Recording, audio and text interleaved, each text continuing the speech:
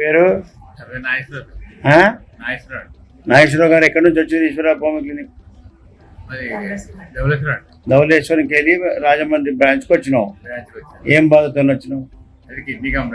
Kidney ఫెయిల్యూర్కి serum creatine ఎంత ఉండే వచ్చినప్పుడు? ఫస్ట్ వచ్చినప్పుడు 14 ఉండే, ఇప్పుడు 12 వచ్చింది. అంటే ఎంత తగ్గింది? 2 తగ్గింది. చూసినావా?